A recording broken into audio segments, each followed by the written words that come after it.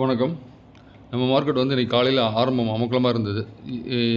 யார் கண்டுபிடிச்சதுன்னு தெரியல. அப்படியே மொத்தத்தில் 11 மணிக்கு இறங்க ஆரம்பிச்சது. அப்படியே இறங்கிட்டே வந்து கிட்டத்தட்ட ஒரு 170 புள்ளிகள் கிட்ட இன்றைக்கி கீழே இறங்கி முடிவடைஞ்சிருக்கு மார்க்கெட்.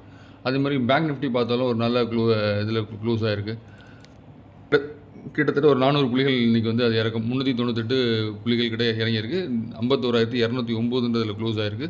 நெக்ஸ்ட் நிஃப்டி பார்த்தோம்னா கிட்டத்தட்ட ஒரு 250 புள்ளிகள் கிட்ட 243 புள்ளிகள்னு சொல்லலாம்.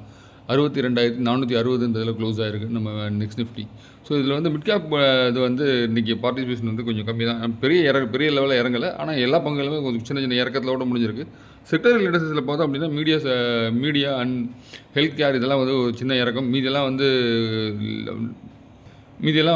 செக்டர்லேயும் கொஞ்சம் சின்ன இறக்கத்தோடு முடிவடைஞ்சிருக்கு மார்க்கெட் இன்றைக்கி. மார்க்கெட்டில் பெரிய அளவில் இன்றைக்கி வந்து ப்ராஃபிட் புக்கிங் நடந்திருக்குன்றது நல்லாவே தெரியுது. ஸோ இந்த ப்ராஃபிட் புக்கிங் வந்து நம்ம இதுவரைக்கும் கொண்டு போகும் அப்படின்னா ஒரு 23,300 வரைக்கும் கொண்டு போகலாம் அப்படின்னு எனக்கு தோணுது.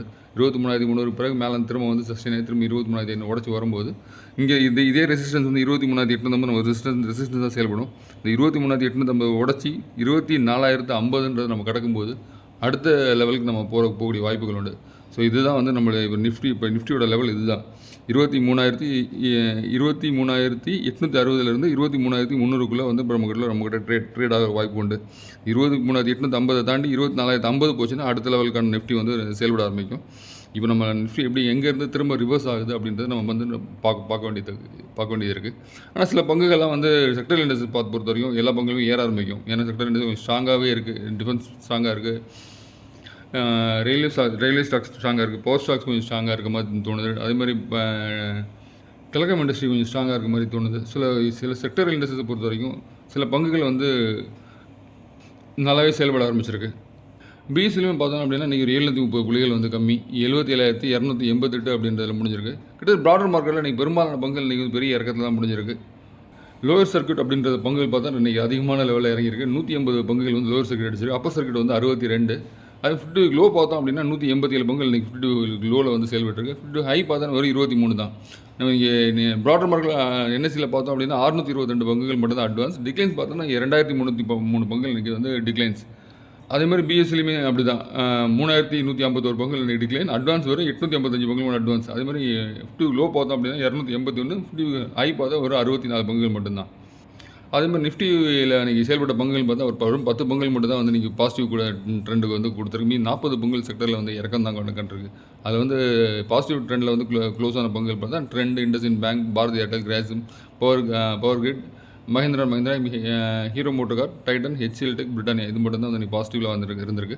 மீதி பெரும்பாலான பங்குகள் இன்றைக்கி வந்து பெரிய இறக்கம். அதே மாதிரி இன்றைக்கி பெரிய இறக்கம் பார்த்தா நேற்று ஏறின NTPC ஒரு 3% கிட்ட 4% கிட்டத்தட்ட இறங்கியிருக்கு. அதே Bajaj finance, axis bank, Reliance, Infosys, HDFC bank, ICICI, SBI, tech Mahindra, Kotak bank, TCS, ITC, Hindustan Unilever, Cipla, Maruti, Sun Pharma, Tata steel, Wipro இந்த மாதிரி பெரும்பாலான பங்குகள் இன்றைக்கி செக்டரில் வந்து நிஃப்டியை வந்து இறக்கி தான் விட்டுருக்கு இன்றைக்கி. அதே மாதிரி நெக்ஸ்ட் நிஃப்டி பார்த்தோம் அப்படின்னாலும் அதே மாதிரி தான். கிட்டத்தட்ட கான்ட்ரிபியூட் பண்ண பங்குகள் பார்த்தா ஒரு 21 பங்குகள் தான். 29 பங்குகள் அதுலேயும் நெகட்டிவ். அதில் ஜொமேட்டோ இன்றைக்கி பெரிய லெவலில் இன்றைக்கி இறக்கம் கொடுத்துருக்கு. கிட்டத்தட்ட ஒரு 7% கிட்ட இன்றைக்கி இறக்கம் கொடுத்துருக்கு. கண்டினியூஸாக வந்து ஜொமேட்டோவில் வந்து நிறைய வந்து நெகட்டிவ் நியூஸ் வந்துகிட்டே இருக்குது. திரும்ப கண்டினியூஸாக அந்த பங்கு ஃபாலோ ஆகிறத நம்ம பார்த்துக்கிட்டே இருக்கோம். நம்ம இது இறங்க ஆரம்பிச்சுன்னா ஸ்விக்கியும் இறங்க ஆரம்பிக்கும். ஸோ கொஞ்சம் கவனமாக இருங்க. அதேமாதிரி Trent, cements, HIL, Motherson, Marico, Ambuja cement, IBB, Bosch, Shree cement, Varun beverages, Vedanta, ஏவல்ஸ், Pidilite, Bajaj holding, IndiGo, SBI cards, Colgate Palmolive, TVS motor, காரேஜ் properties, Berger paint, Zydus life இது மட்டும் தான் வந்து இன்றைக்கி வந்து ஏற்றம் கண்ட பங்குகள் நிஃப்டி நெக்ஸ்ட் 50ல். அதே மாதிரி இறக்கம் கண்ட பங்குகள் அப்படின்னு பார்த்தோம் அப்படின்னா Zomato, REC, Jio finance, power finance corporation, GAIL, DLF, Adani power, DMart, Naukri, SRF, IOC, bank of Baroda, Adani Ensol, Adani green, Canara bank, IRCTC, Jindal steel, Cholamandalam finance, Bajaj national bank, Torrent pharma, IRFC. So இந்த மாதிரி பெரும்பாலான பங்குகள் இன்றைக்கி இதில் வந்து இறக்கம் கொடுத்துருக்காங்க. நம்ம மார்க்கெட்டில் நேற்று 10 மணிக்கு ஆரம்பித்த ப்ராஃபிட் புக்கிங் இன்னும் வந்து இன்னும் முடிஞ்ச மாதிரி தெரியல. ஸோ இது வந்து 23,350 23,300 வரைக்கும் கொண்டு போய் தான் நிப்பாட்டிட்டு திரும்ப வந்து அங்கேருந்து ரிவர்சல் கொடுக்கலாம் அப்படின்னு எனக்கு தோணுது. கொஞ்சம் கவனமாக இருங்க. ஸோ அந்த லெவல் வரும்போது திரும்ப வந்து பை பண்ணுறதுக்கான வாய்ப்புகள் இருக்கட்டும். நம்ம வாட்ஸ்அப் குரூப்பில் நேற்று இந்த சின்ன இறக்கம் வரும்போதே யோசித்தேன். ப்ராஃபிட் புக் பண்ணுறவங்க புக் பண்ணிக்கோங்கன்னு சொல்லி போட்டிருந்தேன். யாரெல்லாம் புக் பண்ணிங்கன்னு தெரியல. புக் பண்ணுறவங்களுக்கு ஒரு பெரிய லாபம் இருந்திருக்கும் கண்டிப்பாக. ஏன்னா இப்போ கிட்டத்தட்ட கீழே இருந்து பாட்டம் வந்து ஒரு 1200 புள்ளிகள் ஏறி இருக்குது. இதில் கிட்டத்தட்ட பெரும்பாலான பங்குகள் 30% ஏற்றம் கொடுத்த பங்குகள்லாம் இருக்குது. நம்ம வந்து ஒரு 5% 10% ஏற்றம் கொடுத்த ஏறினா கூட ஒரு 20% கிட்டத்தட்ட பெரும்பாலான பங்குகள் நீங்கள் ஏற்றம் கொடுத்த இதில் தான் இருந்திருக்கு. ப்ராஃபிட் புக் பண்ணால் 20% ப்ராஃபிட் நம்ம கண்டிப்பாக கிடைக்கிற வாய்ப்புகள் உண்டு. திரும்ப அதே பங்குகள் வந்து கீழே வந்தால் திரும்ப வாங்கக்கூடிய வாய்ப்புகள் வந்தால் வாங்கலாம், நல்ல பங்குகளாக இருந்தால். அதேமாதிரி பிஎஸ்சி ஸ்டாக் வந்து அதாவது போனஸ் இஷ்யூ வந்து கொடுக்கலாம் அப்படின்ற கன்சிடர் பண்ண போகிறதா வந்து நியூஸ் வந்திருக்கு. அது மார்ச் 30 அன்றைக்கி அவங்க மீட்டிங்கில் கன்சிடர் பண்ண போகிறதா நியூஸ். அதே மாதிரி இன்றைக்கி டிவிஎஸ் மோட்டரில் வந்து யாராவது ஸ்டாக் வச்சுருக்காங்க அவங்களுக்கு வந்து 10 ரூபா டிவிடன் கிடைக்கிற வாய்ப்புகள் உண்டு. இன்டர்ம் டிவிடன் இன்றைக்கி 10 ரூபா வச்சுருக்காங்க. நெக்ஸ்ட் டேட்டும் இன்றைக்கி இது பண்ணியிருக்காங்க. அதே மாதிரி ரெக்கு அதுவும் வந்து 3 ரூபா 60 இன்றைக்கி டிவிடன் வந்து இன்றைக்கி தான் அதோட எக்ஸ் டேட்டும் ரெக்கார்ட் டேட்டும் ஒரே டேட் இன்றைக்கி. அதேமாதிரி ஏற்றங்கண்ட பங்குகள் இன்றைக்கி பெரிய லெவலில் ஏற்றங்கண்ட பங்குகள் பெருசாக நிறையாலாம் இந்த பங்குகள் ஏற்றங்கண்ட கிட்டத்தட்ட பெரும்பாலான பங்குகள் நீங்கள் அதில் வந்து சில பங்குகள் மட்டும் இன்றைக்கி வந்து ஏற்றம் கொடுத்துருக்கு. அது டூரிசம் ஃபினான்ஸ் முக்கியமாக பார்க்க வேண்டிய பங்கு. அது வந்து கிட்டத்தட்ட 19% ஏற்றம் கொடுத்துருக்கு. கேப்ரி குளோபல் ஒரு 16% ஏற்றம் கொடுத்துருக்கு. அது ரிலையன்ஸ் இன்ஃப்ராஸ்ட்ரக்சர் ஒரு 6% ஏற்றம் கொடுத்துருக்கு. ரிலையன்ஸ் பவர் இன்றைக்கி 6% ஏற்றம் கொடுத்துருக்கு. சிமெண்ட்ஸ் ஒரு 6%. இசட்எஃப் கமர்ஷியல் வெஹிக்கிள் அது ஒரு 5% கொடுத்துருக்கு. எல்கான் இன்ஜினியரிங் ஒரு 4% கொடுத்துருக்கு. ப்ரீகால் ஒரு 4%. ஜேஎஸ்டபிள்யூ இன்ஃப்ரா ஒரு 3%. நவா, உஷா மார்டின், இண்டஸ்இண்ட் பேங்க், இந்த Hindustan aeronautic, Trent, Marico, RBL bank, Ambuja cement, ABB, solar industries, Apple, Varun beverages, NCC, Tata communication, Chennai petro, JM financial, Jupiter wagons, KPIT technology, VMart, Kaveri seed, Garware technology, Sudarshan chemical, Triveni, CG power. இதுதான் வந்து இன்றைக்கி ஏற்றம் கண்ட பங்குகள். அதேமாதிரி இன்றைக்கி ப்ராஃபிட் புக்கிங் அதிகமாக நடந்த பங்குகள் அப்படின்னு பார்த்தோன்னா ஜலசர் டெக்னோ இன்ஜினியரிங் அப்படின்னு சொல்லி ஒரு கம்பெனி, அது ஒரு 9% கிட்ட இன்றைக்கி வந்திருக்கு. அது சோழமண்டலம் ஃபைனான்ஸ் ஒரு 7% கிட்ட, தேஜஸ் நெட்வொர்க் ஒரு 6% கிட்ட வந்து இன்றைக்கி ப்ராஃபிட் புக் பண்ணியிருக்காங்க.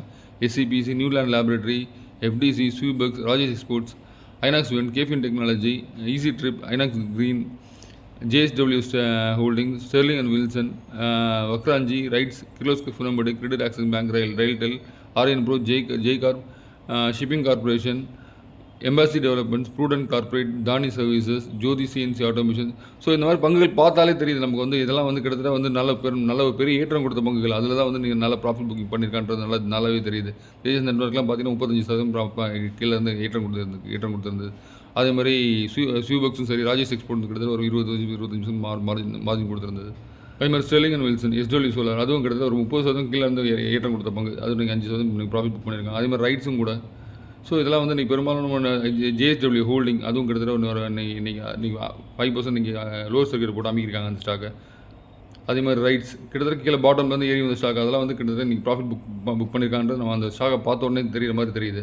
ஸ்டாக்ஸ் எல்லாம் வந்து கவனமாக வாட்ச் பண்ணுறவங்களுக்கு பார்த்த உடனே தெரியும் எந்த ஸ்டாக்லாம் இப்போ ப்ராஃபிட் புக்கிங் நடந்துட்டு இருக்கு, எந்த ஸ்டாக்ஸ்லாம் ஏறி இருந்தது அப்படின்றதுல ஸ்டாக்ஸை கவனமாக வாட்ச் பண்ணுறவங்களாம் பார்த்த உடனே வந்து சொல்லலாம் இதில் வந்து நீங்கள் ஸ்டாக் வந்து ப்ராஃபிட் புக் நடந்துகிட்டு இருக்குது அப்படின்றது.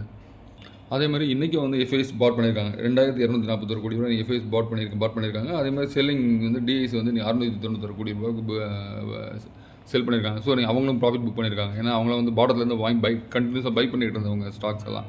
எஃப்ஐஎஸ் வந்து புதுசாக வந்தனால 2241 கோடி ரூபாய்க்கு பாட்டமில் என்ன ஸ்டாக்ஸ்லாம் கிடைக்கிற ஸ்டாக்ஸ் வந்து பாட்டம் லெவல் ரேஞ்சுக்கு வாங்கியிருக்காங்க. இன்றைக்கி 2241 கோடி ரூபாய்க்கு பையிங்கில் வந்து எஃப்ஐஎஸ் வந்து பண்ணியிருக்காங்க. நெட் பை மார்க்கெட்டில் வந்து நல்ல பங்குகளை பார்த்து வாங்கணும் அப்படின்னா பாட்டத்தில் கிட்டத்தட்ட ஒரு மார்க்கெட் ஏறும்போது ஒரு சின்ன ஸ்டார்டிங்கில் ஒரு ஸ்ட்ரகிள் கொடுக்காமல் ஒரு 20-30% ஒரு நல்ல பங்குகள்லாம் ஏற்றம் கொடுக்க ஆரம்பிச்சிடும்.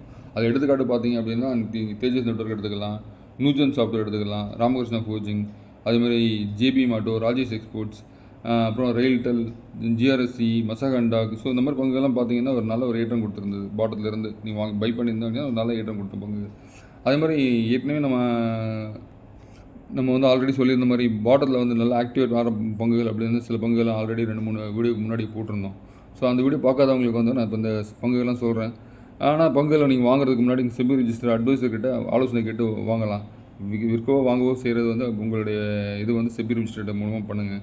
அதே மாதிரி நான் வந்து செபி ரிஜிஸ்டர் அட்வைசர் கிடையாது. நான் வந்து என்னோட தனிப்பட்ட படிப்பினைக்காக நான் அனலைஸ் பண்ண பங்கு இதெல்லாம் வந்து நல்லாயிருக்கு அப்படின்றது சொல்கிறேன். அவ்வளோதானே தவிர உங்களை வாங்குங்க அப்படின்னு சொல்லி நான் சொல்ல எந்த ஒரு இதுலையும் நான் சொல்லலை. அதில் வந்து சில பங்கு பார்க்கும்போது ஜேபிஎம் ஆட்டோ, அப்புறம் வந்து Rajesh export, Finolex cables, IREDA, RITES, Swan energy, RailTel, RVNL, IRFC, BDL, HAL, GRSE, Mazagon dock, Cochin shipyard, federal bank, Bajaj finserv, Fortis, MFCL max script name வந்து மேக்ஸ் ஃபினான்ஸ். ஸ்கிரிப்ட் நேம் சொன்னால் ஸ்கிரிப்ட் நேம் வரல அப்படின்னு சில பேர் மெசேஜ் போட்டிருக்கீங்க. அதுக்கான இந்த ஸ்கிரிப்ட் நேம் வந்து நானே சொல்லிடுறேன். மேக்ஸ் ஃபினான்ஷியல் சர்வீசஸ் லிமிடெட், அதுதான் MFSL அப்படின்னு சொல்லி வரும் ஸ்கிரிப்ட் நேம். டொரன் ஃபார்மா, அப்புறம் வந்து Kaveri seed company limited, KSCL அப்படின்னு வரும். Kirloskar cinematic, BEL, Reliance, BLS international, NTPC, transformers and rectifiers, டார்வின்னு சொல்லி ஒரு ஸ்டாக் வரும். HPL electric, Ramakrishna forging, Jupiter wagon, Titagarh wagon எடுத்து பார்க்கலாம். அதே மாதிரி ஆக்சிஸ் பேங்க் பார்க்கலாம். ஃபார்மா துறையில் வந்து Marksans pharma, Cipla, doctor Reddy, Mankind pharma. அதே மாதிரி கன்சூமர் டியூரபிள்ஸில் வந்து சிர்மா SGS, PGL, அப்புறம் வந்து டிக்சன் டெக்னாலஜி, கெய்ன்ஸ், அப்புறம் வந்து இபேக். அதே மாதிரி செமிகண்டக்டர்ஸை பொறுத்தவரை டிக்சன் பார்க்கலாம், சிர்மா SGS பார்க்கலாம். அதே மாதிரி அதில் மோஸ்ட் சிப்ஸ் சொல்லி ஒரு கம்பெனி, CG பவர் பார்க்கலாம். அதே மாதிரி JSW இன்ஃப்ரா பார்க்கலாம், செர்வோடெக் பார்க்கலாம், ஆர்த்தி ஃபார்மா லேப். அதேமாதிரி பவர் துறை பங்குகளான NTPC green, NTPC, IREDA, SJVN, NHPC, Suzlon, Inox wind, Inox green. இதுமாதிரி இதில் வந்து CDSL பார்க்கலாம். அதுமாதிரி Jyoti CNC, Spandana Sphoorty, Electrosteel castings India பார்க்கலாம், சென்னை பெட்ரோ பார்க்கலாம், MRPL. அதேமாதிரி ஹாஸ்பிட்டாலிட்டியை பொறுத்த வரைக்கும் ஃபோர்டிஸ் ஹாஸ்பிட்டல் பார்க்கலாம். நிறைய பங்குகள் இன்னும் சீப்பாக தான் இருக்குது. ஸோ நல்ல பங்குகளை தேடி வாங்குங்க, நல்ல ப்ராஃபிட் சம்பாதிக்கலாம். அதே மாதிரி லாங் டைம் வந்து எப்பயுமே வந்து பெரிய அளவு ப்ராஃபிட் சம்பாதிக்கக்கூடிய வாய்ப்புகள் அதிகம். நம்ம வந்து 10%, 20% ஆசைப்பட்டோம் அப்படின்னா அந்த பெரிய அதில் லாபம் வந்து பார்க்க முடியாது. அதே மாதிரி போனஸ், டிவிடெண்ட், அதே மாதிரி ரைட்ஸ் இஷ்யூ, ஸ்ப்ளிட்டு. ஸோ இதெல்லாம் வந்து நம்ம வந்து மிஸ் பண்ணுறதுலாம் காரணம் வந்து நம்ம லாங் டைம் ஒரு ஸ்டாக்கோடு வந்து நம்ம பயணம் பண்ணாது தான். எப்பயுமே நீங்கள் வந்து ட்ரேட் பண்ணுங்கள். அதே மாதிரி லாங் டைமுக்கு சில பங்குகளை வந்து தேர்ந்தெடுத்து வாங்கி ஒரு கிட்டத்தட்ட குறைஞ்சபட்சம் ஒரு 10 வருஷம் வச்சுருக்க மாதிரி சில பங்குகளை வந்து பார்த்து வாங்கி வைங்க. அது வந்து ஃப்யூச்சருக்கு ரொம்ப பெரிய அளவு உங்களுக்கு வெல்த் க்ரியேஷன் பண்ணி கொடுக்கும். ஸோ எப்பயுமே வந்து ஒரு ஆப்ஷன் ட்ரேடிங்கோ, இன்ட்ராடேவோ, ஸோ இந்த மாதிரி ட்ரேட் பண்ணுறதோ வந்து உங்களுக்கு எப்பயுமே வந்து ஒரு பெரிய அளவில் உங்களுக்கு வந்து வெல்த் க்ரியேஷன் பண்ணி கொடுக்க வாய்ப்புகள் ரொம்ப கம்மி. நீங்கள் விப்ரோ ஆகட்டும், இன்ஃபோசிஸ் ஆகட்டும், ரிலையன்ஸ் ஆகட்டும், எது எடுத்தாலும் சரி, அந்த பங்குகள் கூட யாரெல்லாம் வந்து நீண்ட நாள் பயணம் பண்ணிக்கிட்டு இருக்காங்களோ அவங்க தான் வந்து பெரிய அளவில் வந்து போர்ட்ஃபோலியோ வந்து பில்ட் பண்ணியிருப்பாங்க, பெரிய அளவு வெல்த் க்ரியேஷன் பண்ணியிருப்பாங்க. நீங்கள் யாரோட போர்ட்ஃபோலியோ எடுத்து பார்த்தாலும் சரி, நீங்கள் சின்ன அளவில் யாராவது ஒருத்தர் வந்து மிஸ் பண்ண போர்ட்ஃபோலியோ எடுத்து பார்த்தா கூட சரி, அவங்ககிட்ட அந்த நீண்ட நாள் அந்த எந்த பங்கு அவங்ககிட்ட இருக்கோ அந்த பங்கு தான் வந்து அவங்களுக்கு பெரிய அளவில் வெல்த் க்ரியேஷன் பண்ணி கொடுக்கும். சமீபத்தில் கூட ஒரு சின்ன பையன் வந்து ஒரு MRFோட இது வந்தது. அது மாதிரி இப்போ சமீபத்தில் ஒரு ரிலையன்ஸ் பங்கு வந்து ஒருத்தர் மிஸ் பண்ணதாக வந்து நம்ம நிறைய பேட்டிகள்லாம் பார்த்துக்கிட்டு இருக்கோம். ஸோ அதனால் வந்து 20 வருஷம் 30 வருஷம் ஒரு பங்கு வந்து நம்ம வாங்கி நீண்ட நாள் வச்சுருக்கோம் அப்படின்னா அந்த பங்கு கொடுக்குற வெல்த் க்ரியேஷன் தான் பெரிய வெல்த் க்ரியேஷனாக இருக்கும். மற்ற எந்த இதை விட இது வெல்த் க்ரியேஷன், பெரிய லெவல் வெல்த் க்ரியேஷன் இது தான். ஸோ அதனால் நீங்கள் ட்ரேட் பண்ணுங்கள், என்ன வேணால் பண்ணுங்கள். ஸோ வெல்த் க்ரியேஷனுக்கு ஒரு குறைஞ்சபட்சம் ஒரு 5லேருந்து ஒரு 8 பங்குகள் வந்து தேர்ந்தெடுத்து ஒரு 5லேருந்து 10 லட்ச ரூபா வந்து முதலீடு பண்ணி ஒரு லாங் டைமுக்கு அந்த பங்குகளை வந்து விற்காமல் வச்சுருக்கணும் வந்து முடிவு பண்ணி வச்சுருக்கேன். நீங்கள் அப்படி உங்களுக்கு ரொம்ப முடியல அப்படின்னா நமக்கு, ஏன்னா எப்பயுமே நம்ம வந்து என்னென்னா 10%, 20% லாபம் பார்த்தோன்னே விற்கணும் நமக்கு மனசு வந்து தோணிடும். அதனால் என்ன பண்ணுங்கள், ஒரு 2 அக்கௌண்ட் வச்சுக்கோங்க. ஒன்று வந்து லாங் டைமுக்கு வந்து வாங்கிட்டோம் அப்படின்னா உங்கள் ஒய்ஃப் பேரில் வாங்கியிருங்க, பெட்டர். அது நீங்கள் பண்ணால் கூட நம்ம விற்றுருவோம். ஆம்பளைங்களோட மனசு அது மாதிரி. ஆனால் இப்போ லேடிஸோட மனசு வந்து கல் மாதிரி. அதனால் நம்ம லேடிஸ் உங்கள் வீட்டுக்கார மாட்ட பேரில் வந்து வாங்கி வச்சுருங்க. அதை வந்து விற்கவே கூடாது முடிவு பண்ணிடுங்க. பெரிய லெவலில் வெல்த் க்ரியேஷன் பண்ணுறதுக்கான வாய்ப்புகள் வந்து அதிகம். அதனால் வந்து லாங் டைமுக்கு சில ஸ்டாக்ஸை வந்து தேர்ந்தெடுத்து போர்ட்ஃபோலியோவில் ஆட் பண்ணிக்கோங்க. அது லாங் டைம் அந்த பங்கோட ட்ராவல் பண்ணுங்கள். ஸோ அதில் கிடைக்கிற போனஸ், ஸ்ப்ளிட்டு, ரைட்ஸ் இஷ்யூ எல்லாமே வந்து டிவிடெண்ட், இதெல்லாம் வந்து நீங்கள் அனுபவிக்க வந்து உங்களுக்கு வாய்ப்புகள் கிடைக்கும். அப்புறம் நம்ம வாட்ஸ்அப் சேனலில் யாராவது ஜாயின் பண்ணோம் அப்படின்னா நம்ம டிஸ்கிரிப்ஷனில் லிங்க் இருக்குது, ஜாயின் பண்ணிக்கோங்க. தேங்க்யூ. இந்த வீடியோ உங்களுக்கு